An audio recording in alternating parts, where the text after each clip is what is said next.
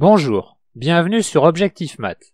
Dans cet exercice, on demande de calculer cosinus de pi sur 8 et sinus de pi sur 8, puis de généraliser en calculant pour n antinaturel cosinus de pi sur 2 exposant n et sinus de pi sur 2 exposant n. Vous devriez maintenant mettre la vidéo sur pause et chercher à résoudre l'exercice par vous-même.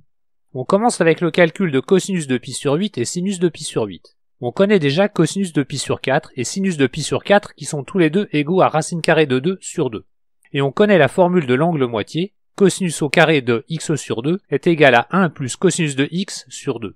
D'où l'on tire cosinus au carré de pi sur 8 est égal à 2 plus racine carrée de 2 sur 4. Pi sur 8 étant situé dans le premier cadran, son cosinus et son sinus sont positifs. On en déduit que cosinus de pi sur 8 est égal à racine carrée de 2 plus racine carrée de 2 sur 2. On a aussi sinus au carré de x sur 2 est égal à 1 moins cosinus de x sur 2. Donc sinus au carré de pi sur 8 est égal à 2 moins racine carrée de 2 sur 4. Donc sinus de pi sur 8 est égal à racine carrée de 2 moins racine carrée de 2 sur 2. Pour réussir à généraliser, on va d'abord donner un autre exemple en calculant cosinus de pi sur 16 et sinus de pi sur 16. On utilise encore la formule cosinus au carré de x sur 2 égale à 1 plus cosinus de x sur 2. Et en l'utilisant avec x égale à pi sur 8, on obtient cosinus au carré de pi sur 16 égale à 2 plus racine carrée de 2 plus racine carrée de 2 sur 4. Et cosinus de pi sur 16 est donc égal à racine carrée de 2 plus racine carrée de 2 plus racine carrée de 2 sur 2.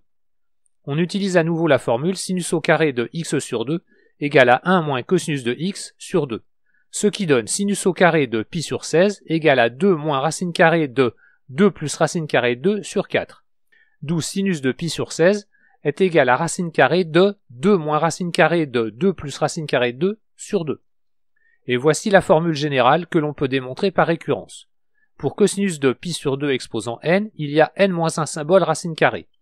Il en va de même pour sinus de pi sur 2 exposant n, mais par rapport à la formule de cosinus de pi sur 2 exposant n, il y a un seul changement de signe après le premier 2.